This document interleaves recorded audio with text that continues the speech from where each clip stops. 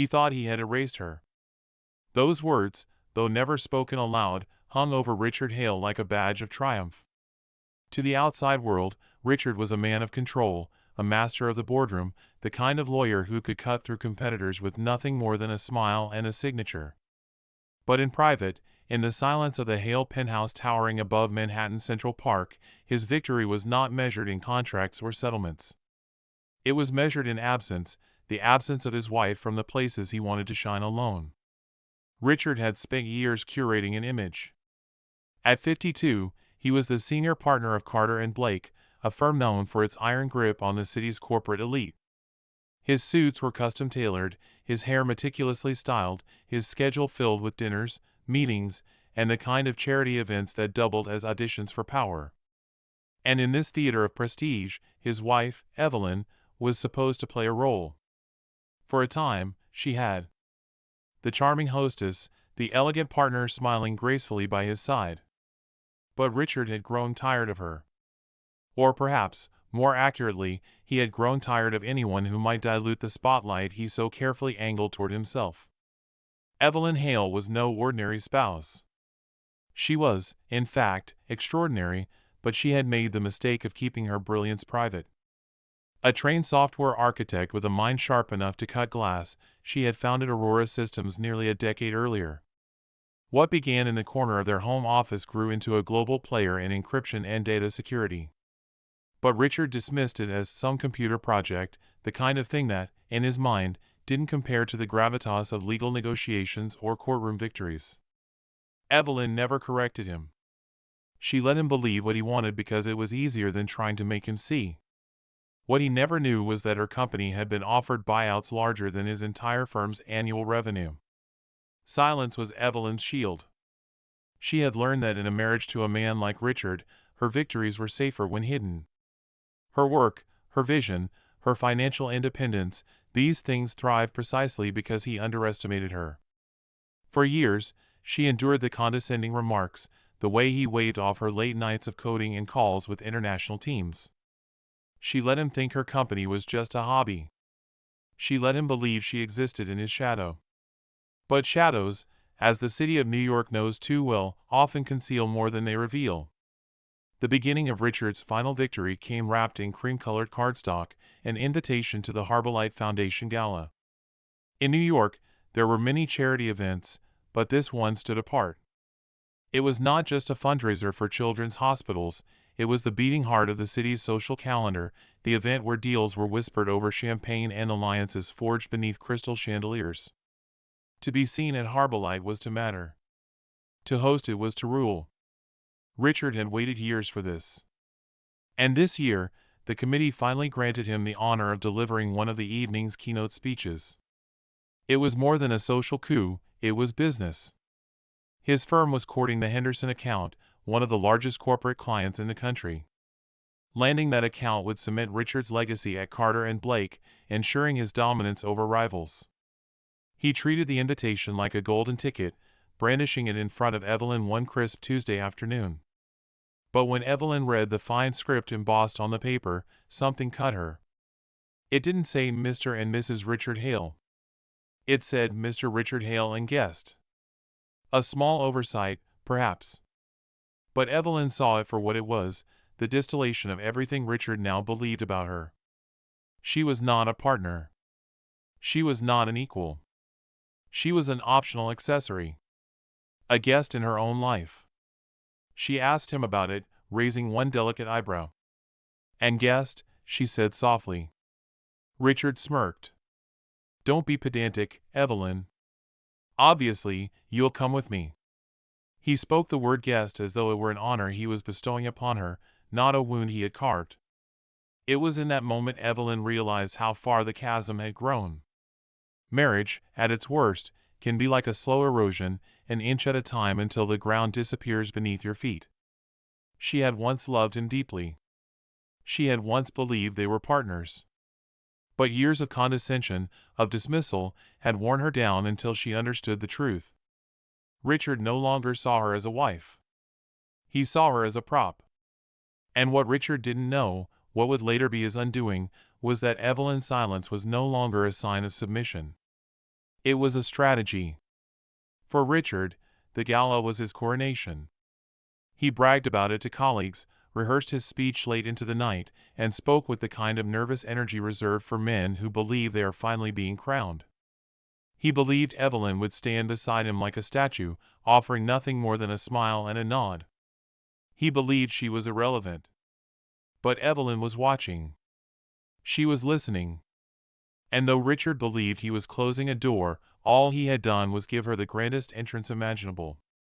The silence in their penthouse became its own character. It wrapped itself around the expensive paintings, the white marble floors, the gleaming surfaces that reflected a perfect but lifeless home. For Richard, the silence was a backdrop, something he didn't notice. For Evelyn, it was deafening. It reminded her, every day, of the space between them. It reminded her of how invisible she had become in his world. Yet invisibility has its advantages. While Richard obsessed over appearances, Evelyn prepared in the shadows. Her company was finalizing Aegis, a groundbreaking encryption software poised to dominate the cybersecurity market. Investors in Zurich and San Francisco were already circling, eager to be part of her vision. And Evelyn, unlike her husband, didn't need the spotlight to validate her worth.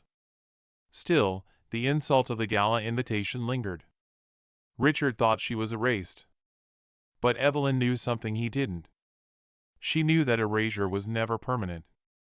In fact, sometimes being erased is the most powerful position of all, because it gives you the chance to rewrite the story when no one is watching. And soon, everyone would be watching. Richard Hale was born into a world that rewarded appearances more than substance.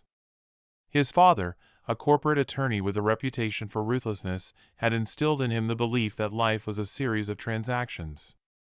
Relationships, friendships, even family ties, everything was negotiable, everything had a price.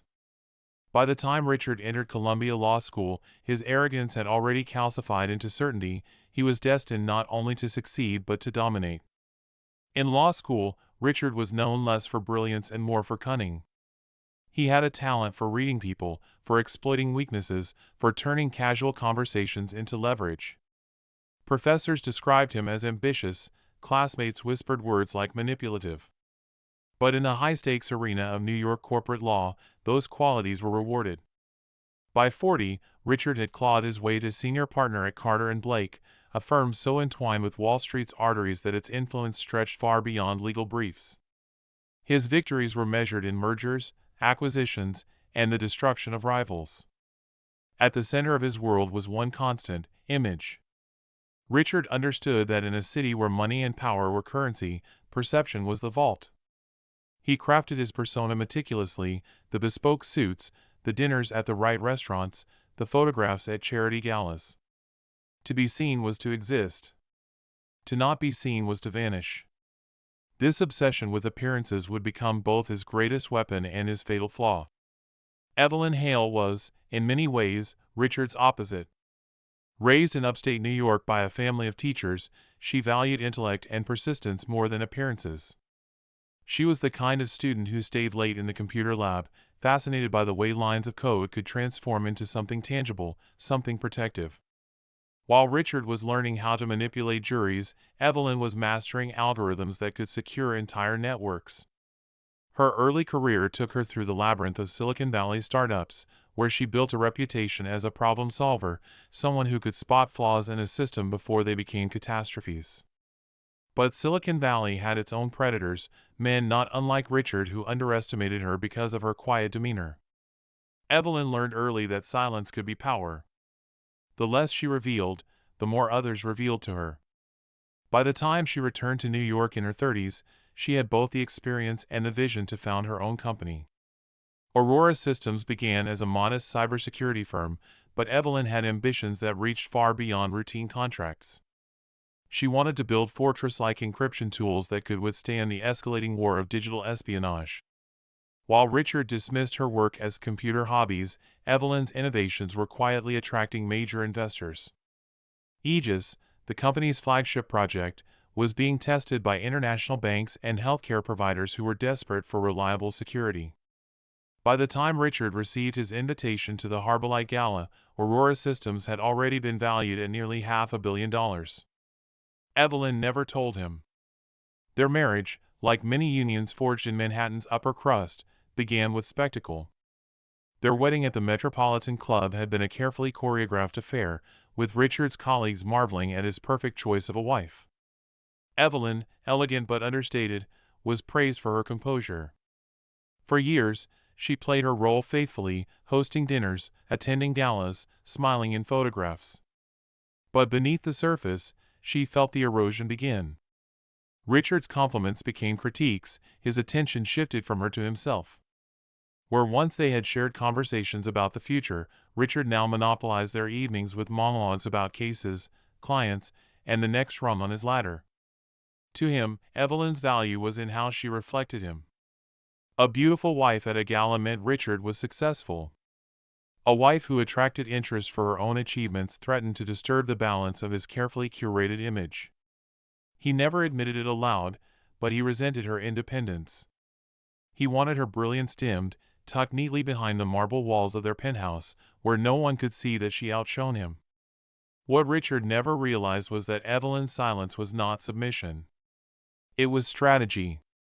She had watched him enough to know his weaknesses: arrogance, overconfidence, a hunger for admiration so deep it blinded him to reality.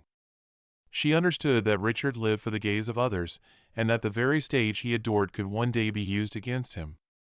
Their penthouse on Fifth Avenue became a metaphor for their lives. To visitors, it was immaculate, white marble, glass walls, abstract art worth millions. But to Evelyn, it felt like a museum, curated, temperature-controlled, lifeless. Conversations echoed hollowly through its halls. Richard filled the air with his self-importance, while Evelyn retreated into her work, her company, her vision. The silence between them grew until it was no longer a gap but a canyon. Despite everything, Evelyn did not see herself as a victim. She was pragmatic. She understood that marriage to a man like Richard came with costs, and she had learned to pay them quietly. But the invitation to the Harbolite Gala, addressed only to Mr. Richard Hale and guest, pierced deeper than she expected. It was not simply an oversight, it was a declaration. It told her she was no longer recognized as a partner in his life. She was a placeholder. She was optional. What made the insult worse was Richard's reaction. When she asked about it, he brushed her off with the same casual cruelty he used on junior associates at his firm. "Obviously, you're my guest," he said, as though she should be grateful for the honor. Evelyn didn't argue. She didn't reveal the flash of pain in her eyes. She knew he wouldn't see it even if she tried. It was in that moment Evelyn decided something quietly, irrevocably. If Richard's world revolved around image, then she would use image to dismantle him. Not with shouting or confrontation, those were games he was prepared for. But with precision, with strategy, with silence. She would turn his greatest strength into his downfall. In investigative circles, there is often a question asked when analyzing a case of betrayal: was it premeditated or impulsive? In Richard's case, the betrayal was both. The decision to erase Evelyn from the gala was impulsive, fueled by vanity and whispered encouragement from his mistress. But the pattern, the years of diminishing her, the steady campaign to make her invisible, was premeditated in its own way. He had been erasing her piece by piece for years. The gala was simply the final stroke. What he didn't know was that Evelyn had resources he couldn't begin to imagine. She had allies outside his social circle, investors who valued her mind, partners who respected her vision. She had a company whose power dwarfed his firm's influence in ways he couldn't comprehend. And most importantly, she had the patience to wait until the perfect moment to reveal it all. As part 2 of this story closes, we see two characters heading toward collision. On one side, Richard Hale, the lawyer who believed appearances were everything, who thought erasure was power. On the other side, Evelyn Hale, the architect of silence, the woman underestimated for too long, who knew that silence could be louder than any speech. Their paths, once parallel, were about to intersect on the stage of the Harbolite Gala. And when they did, one life would be rewritten, while the other unraveled before the city's eyes. The envelope arrived on a Tuesday afternoon.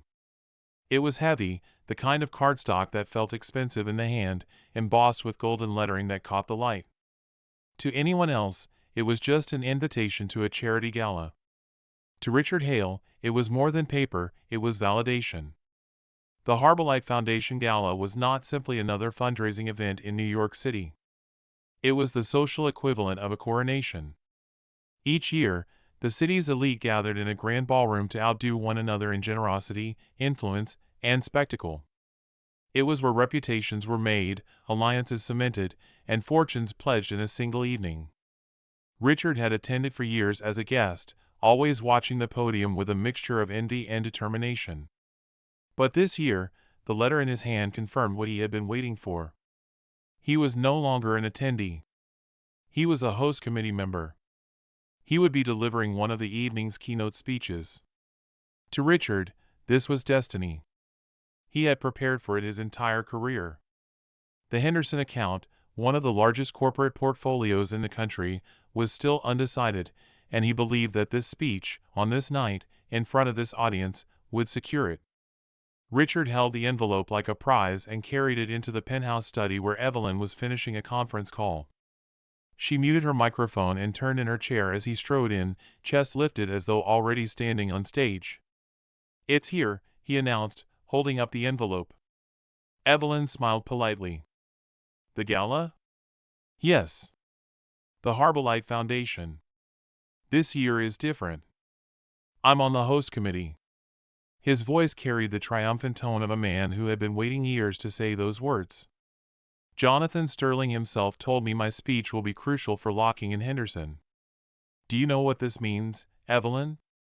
Everything has to be perfect."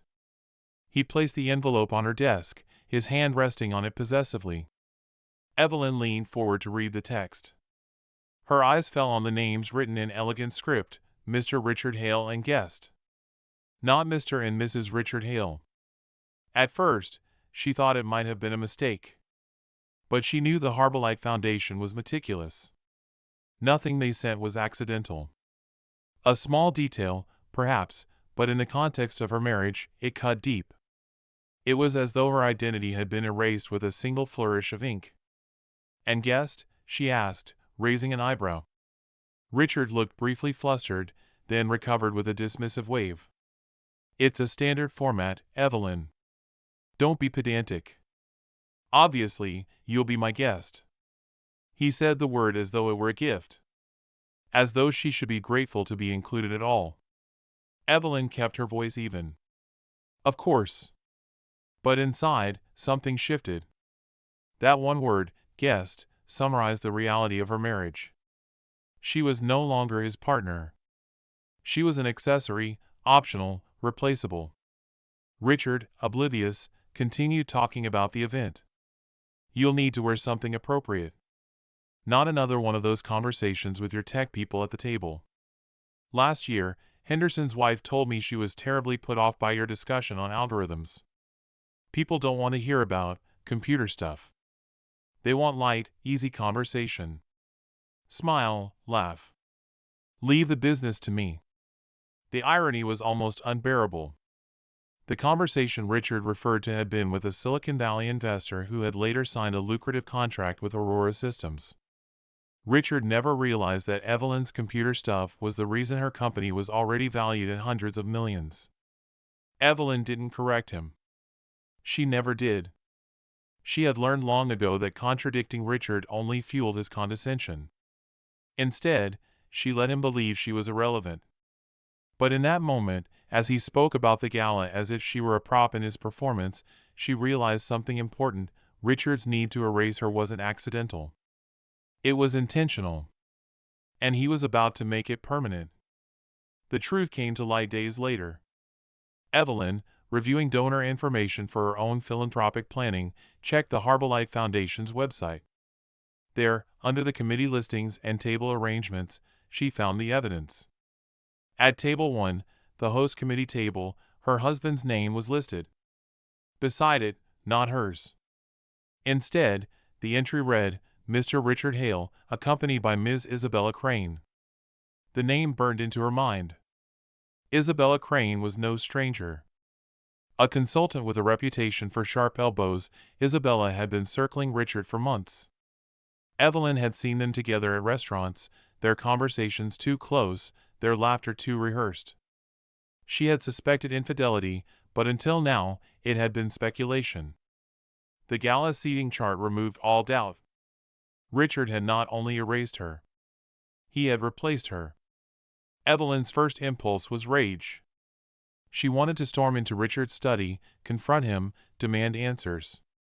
But years of living in his shadow had taught her restraint. Instead of anger, clarity washed over her. Richard's action wasn't just betrayal. It was declaration. He had declared that she was disposable. He had declared that their marriage was nothing more than a facade. And in that declaration, he had given her the weapon she needed. For Richard, removing Evelyn from the Gala was a tactical decision. He believed that appearing with Isabella would strengthen his image, showing him aligned with someone who mirrored his ambition. For Evelyn, the erasure was a catalyst. She understood that the Gala was his stage, his obsession. If she wanted to expose him, she had to do it there, in front of the very people he lived to impress. Investigators often speak of the trigger moment in cases of betrayal, the small event that transforms quiet suffering into decisive action. For Evelyn, the trigger was not the affair itself. It was the audacity of Richard's erasure, the arrogance of believing she would accept it silently. From that moment, Evelyn began to plan. She did not yell. She did not confront. Instead, she made phone calls. She opened encrypted files. She spoke quietly with advisors who owed her loyalty. If Richard thought she was invisible, she would use that invisibility to prepare the grandest response of all. The initial event, the removal of her name from an invitation, may have seemed trivial to outsiders. But in truth, it was the spark that ignited everything that followed. Betrayal is rarely about a single act. It is about accumulation, years of erosion culminating in a final straw. For Evelyn Hale, the Gala invitation was that straw. Richard, meanwhile, was oblivious. He continued rehearsing his speech, fine-tuning his jokes, practicing his delivery in the mirror. He spoke with Isabella about seating charts, about what they would wear, about the impression they would make. To him, the matter was settled. Evelyn had been erased. His future was secure. But the investigation into this betrayal reveals a darker irony. Richard believed the Gala would crown him. In reality, it would destroy him. Because Evelyn was no longer a silent wife. She was the architect of her own strategy. And while Richard sharpened his words for the Henderson account, Evelyn was preparing something far more powerful, the truth, unveiled not in private, but on the stage he thought belonged only to him. The betrayal had begun. And its consequences would echo far beyond the glittering lights of the Harborlight Gala. When betrayal begins, it rarely ends quietly. In Evelyn Hale's case, the moment she discovered her husband's scheme to erase her from the Harborlight Gala, a new stage of their relationship began, one defined not by silence, but by strategy. The insult was profound, but more than that, it was public. Richard Hale was preparing to announce to the city, without ever saying a word, that Evelyn no longer mattered. He would stand on stage, flanked by a new woman, basking in admiration. For him, it was triumph. For Evelyn, it was a declaration of war. Richard, blind in his arrogance, continued to escalate his plans with Isabella Crane. The two met frequently, always in expensive restaurants, where Isabella fed his ego and whispered encouragements. She told him he deserved more, that his wife no longer suited his image, that the city would take him more seriously with someone modern and ambitious at his side. Richard listened, intoxicated by the idea that replacing Evelyn was not only acceptable but strategic. He convinced himself that Isabella was an asset, not a liability, and that together they projected the kind of ruthless power that would impress the Henderson executives. The calls began quietly.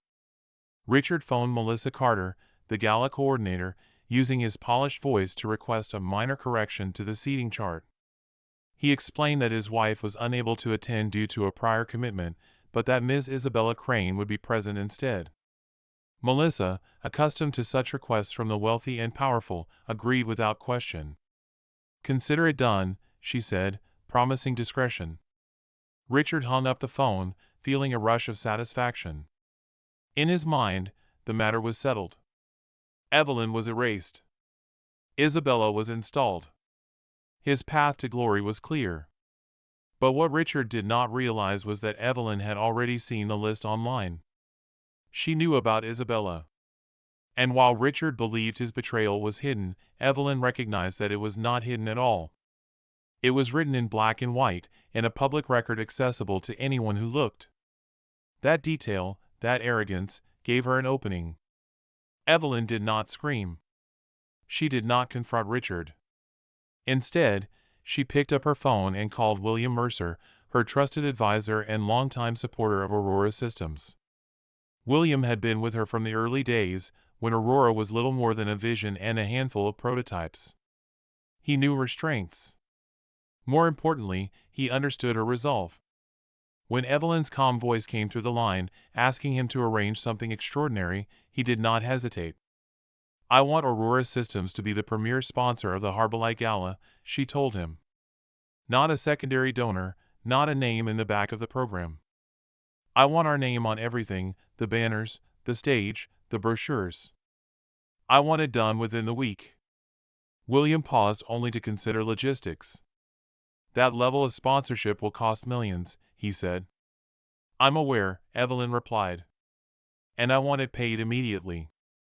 There was a silence, not of hesitation but of recognition. William understood this was no ordinary philanthropic gesture. This was strategy. "Consider it done," he said. By the next day, contracts were signed. The Harbolite Foundation, always hungry for generous benefactors, welcomed Aurora Systems with open arms. Evelyn's name, previously absent from the guest list, would now be unavoidable. She would not appear as Richard Hale's wife. She would appear as Evelyn Hale, CEO of the very company underwriting the most prestigious gala in New York City. Meanwhile, Richard continued rehearsing his speech, oblivious. He met Isabella for late-night drinks, speaking about the applause he would receive, the connections he would make, the headlines that would follow. Isabella encouraged him, her hand brushing his across the table, promising that this night would mark the start of something new. He believed her. He believed in himself. He did not believe in Evelyn, and that was his mistake. While Richard planned his performance, Evelyn planned her entrance. She worked quietly with designers to commission a gown unlike any she had worn before. Midnight blue silk, woven with threads that caught light like steel, sharp in its lines and commanding in its presence. To accompany it, she chose a necklace of raw sapphires, jagged and unapologetic. Diamonds, too soft and traditional, would not do. This was not about being ornamental. It was about drawing a line. The gown was not simply fabric, it was armor. The jewels were not decoration, they were weapons. In the quiet of her office, Evelyn drafted another file. She titled it simply, Exit Strategy. It contained detailed records of her company's finances, her philanthropic pledges, her personal accounts, evidence of a life built independently of Richard's shadow. If he wanted to erase her publicly, she would erase him privately, cutting away any leverage he believed he held. She was not preparing for divorce in the legal sense. She was preparing for liberation. As days passed, Richard noticed nothing. If Evelyn seemed quieter than usual, he attributed it to her so-called hobbies. He did not ask questions. He never did. He had trained himself to ignore her world, believing it irrelevant. That ignorance became her shield. The escalation did not stop with sponsorships and gowns. Evelyn quietly contacted the Harbolite organizers to confirm her presence. As premier sponsor, she said politely, "I assume I will be seated at the host committee table." The organizer hesitated, explaining that the table was already full. Evelyn's response was calm but firm. "I'm sure Mr. Hale, whose firm has represented your foundation, will be more than happy to accommodate the event's primary sponsor. I trust you'll make it work." And so it was done. A place card bearing her name would sit directly beside Richard's.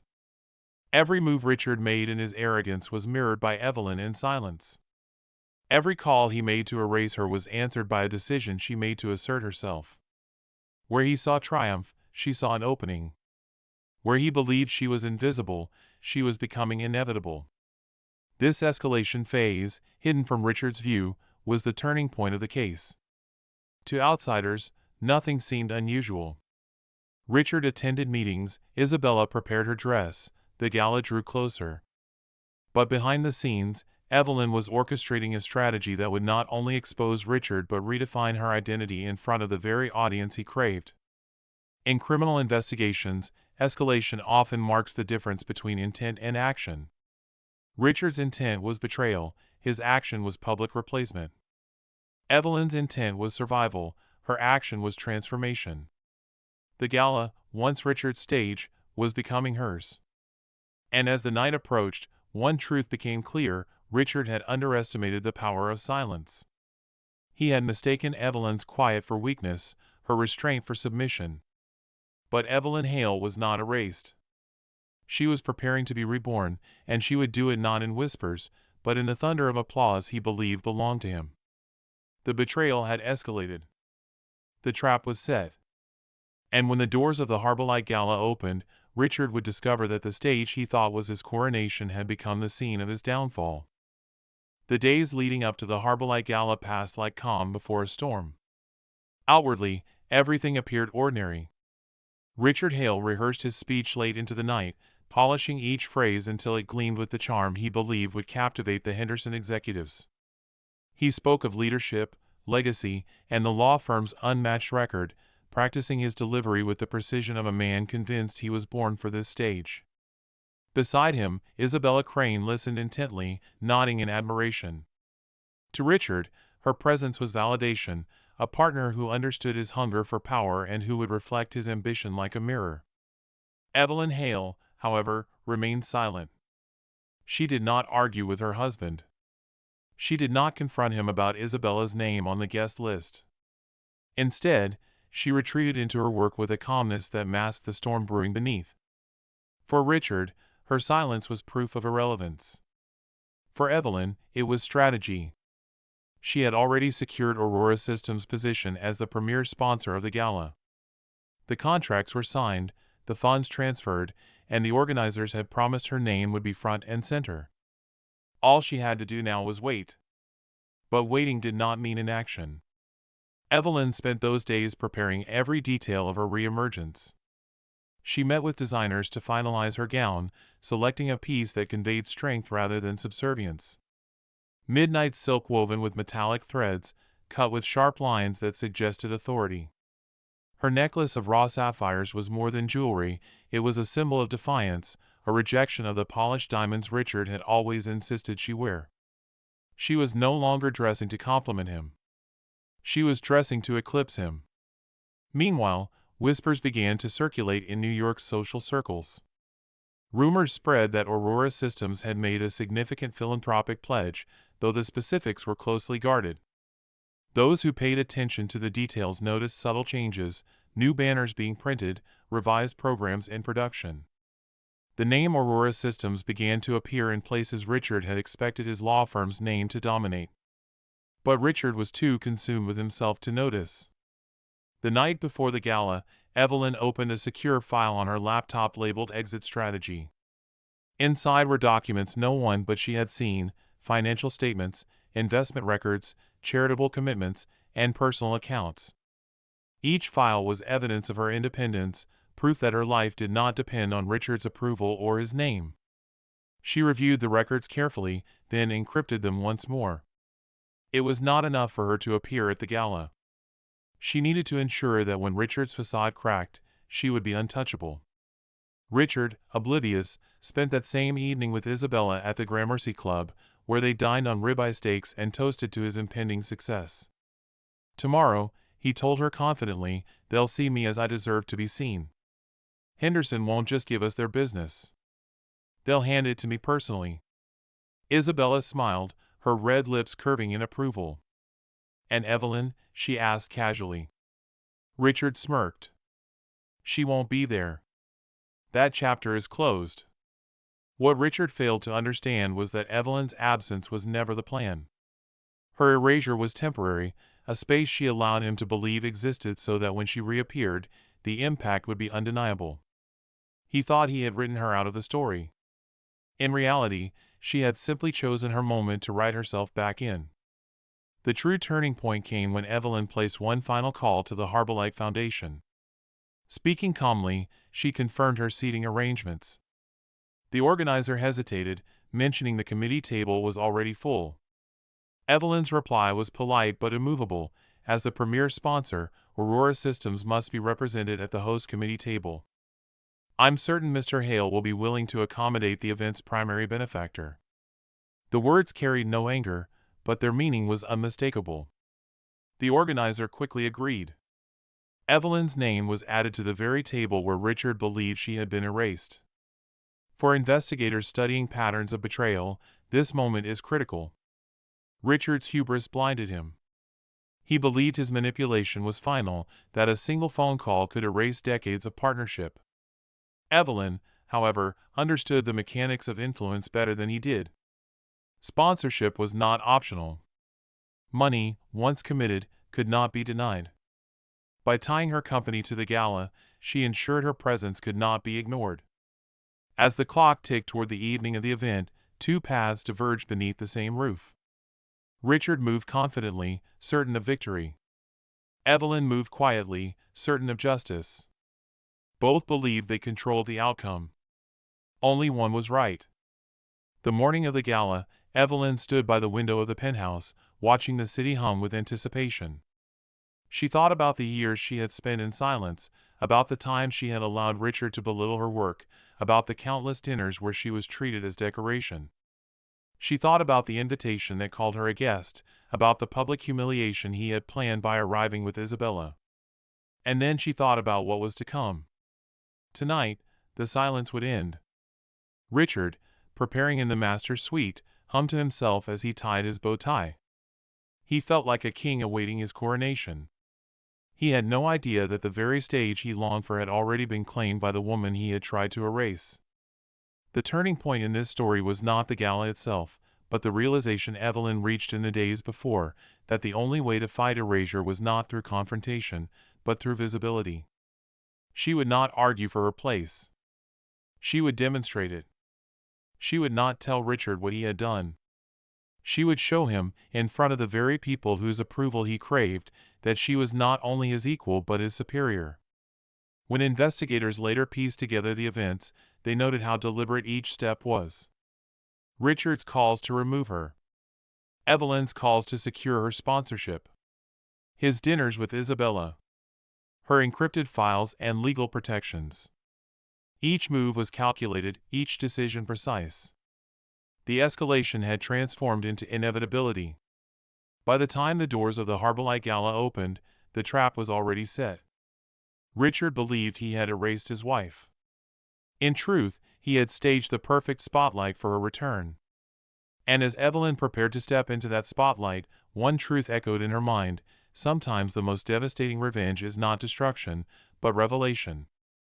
The night of the Harbolite Gala arrived, and with it came the collision of two carefully crafted narratives. For Richard Hale, it was to be the crowning moment of his career, a night when his face, his words, and his presence would solidify his dominance over both the legal and social worlds of New York. For Evelyn Hale, it was the night she had prepared for in silence, the moment when years of erasure would end in revelation. The Harbolite Gala was not just a charity event. It was a ritual of power.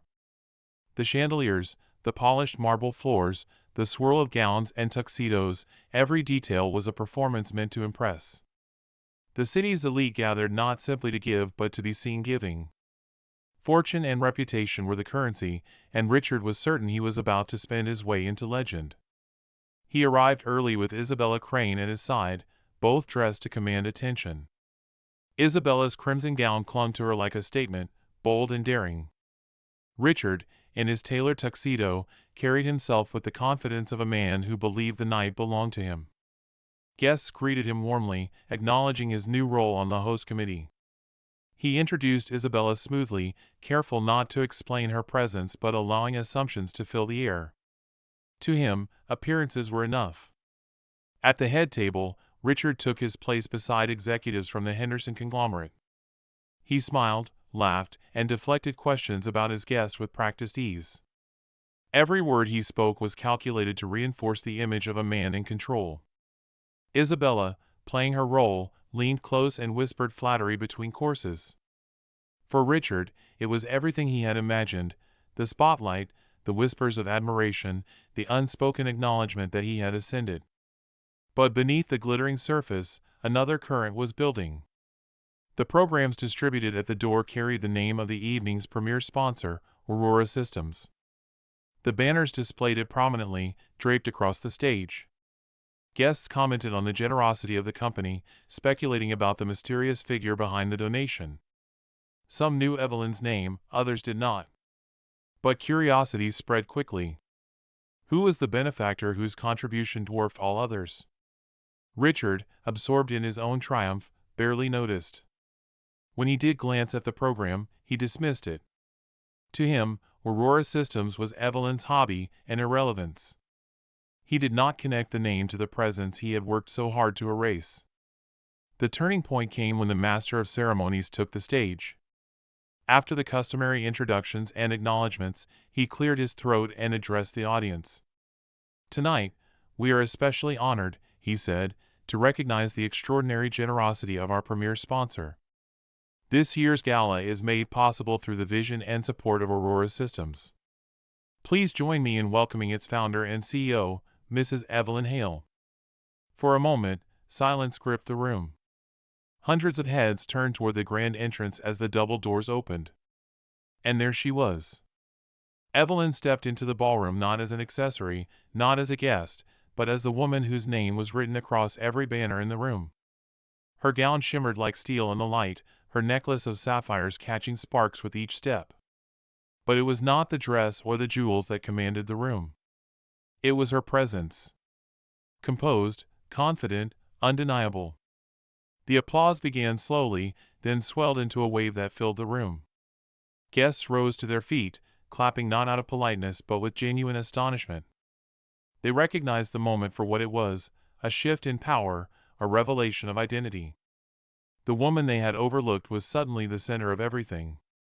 Richard remained frozen in his seat. His champagne glass trembled in his hand.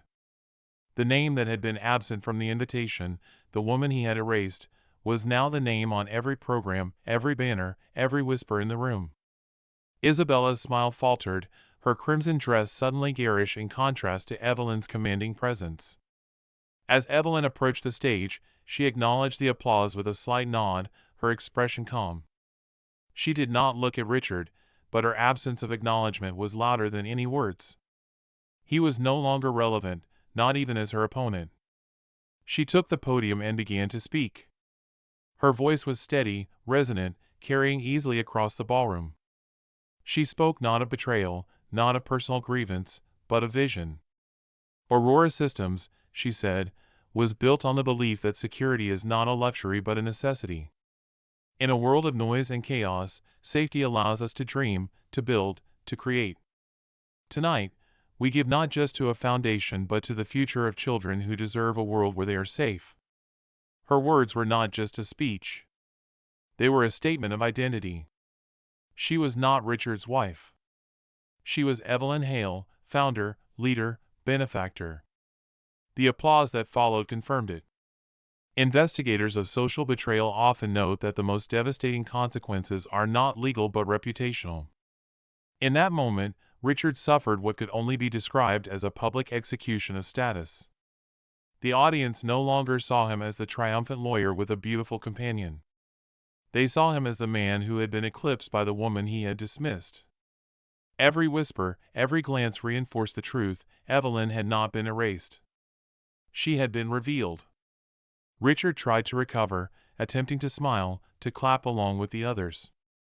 But his efforts only highlighted his humiliation. Isabella shifted uncomfortably beside him, her presence now a question rather than an answer. The Henderson executives, whose approval Richard had sought so desperately, leaned forward in interest, not toward him, but toward Evelyn. When the applause finally subsided, Evelyn left the stage and took her seat at the host committee table. The card before her bore her name, a small but powerful symbol of her rightful place. Richard sat beside her, silent, shrinking in the shadow of her presence. He had nothing to say. He had no defense. For Evelyn, the resolution was not revenge. It was justice. She had not shouted, not confronted, not accused. She had simply allowed the truth to be seen. In doing so, she dismantled Richard's carefully built image with a single appearance. By the end of the evening, the Henderson executives were already discussing Aurora Systems. Reporters scribbled notes about the mysterious CEO who had transformed the Gala. And Richard, once the man of the hour, slipped out unnoticed, a ghost in the very room where he had hoped to be crowned. The resolution of this betrayal did not end in court, nor in scandalous headlines about divorce. It ended in silence, the silence of a man undone by his own arrogance, and the silence of a woman who no longer needed to explain herself. Evelyn had rewritten the narrative, and in doing so, ensured that the name Richard Hale once tried to erase would never again be forgotten.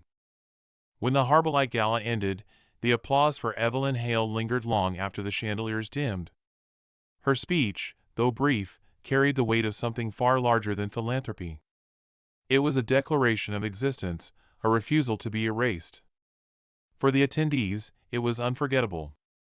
For Richard Hale, it was ruin. He left the ballroom quietly, slipping out through a side exit. No one stopped him. No one noticed. The man who had believed the night would crown him walked away in silence, a ghost in his own story. That is how reputational collapse often happens, not with scandal splashed across headlines immediately, but with sudden invisibility. One moment a man is at the center of attention, the next, he is irrelevant. Richard experienced that collapse in real time. The following morning, the city's papers covered the gala. Photographs of the glittering ballroom filled the society pages. But the names beneath the images told the real story. Aurora Systems was credited as the premier sponsor. Evelyn Hale was quoted from the podium. Headlines read, "Tech Visionary emerges as Gala's leading benefactor." There were no photos of Richard. If he appeared at all, it was in the background, blurred, half hidden behind the presence of the woman he had tried to erase. For the Henderson executives, who had attended expecting to be courted by Richard, the message was clear. Their interest shifted almost immediately to Evelyn. She represented innovation, leadership, and vision. Where Richard had hoped to close a legal deal, Evelyn had opened a door to something much larger, a partnership rooted not in image but in substance.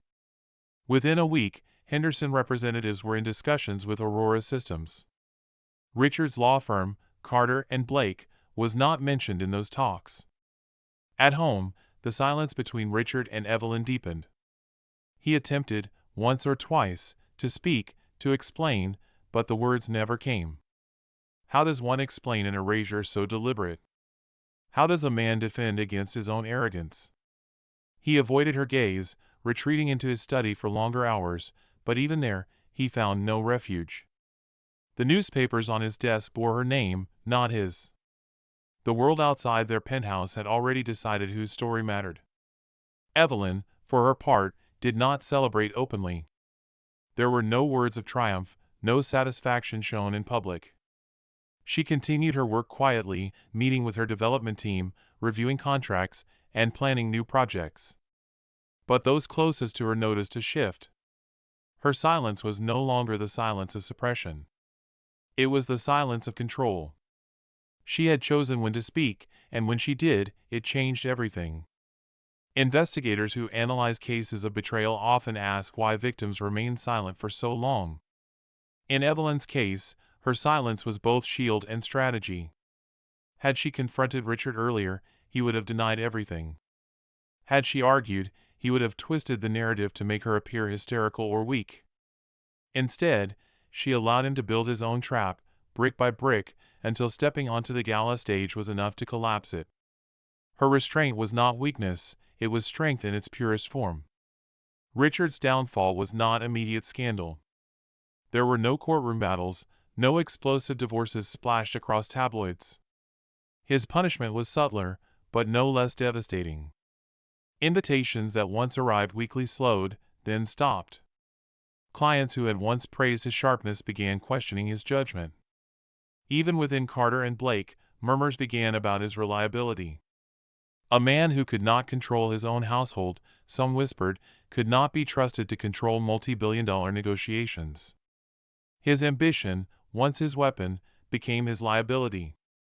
For Isabella Crane, the fallout was equally harsh. She had expected to stand beside Richard as he rose higher, imagining herself part of a new power couple. Instead, she found herself seated next to a man undone by his own hubris. The whispers around her at the gala had not been admiration but pity, even disdain. By aligning with Richard, she had tied herself to his collapse. Within weeks, she was gone from his side, her red gown remembered only as a symbol of miscalculation. Evelyn, however, grew stronger. Her company thrived, buoyed not only by the Henderson partnership but by the recognition her appearance had generated. Investors who had overlooked her before now sought her out.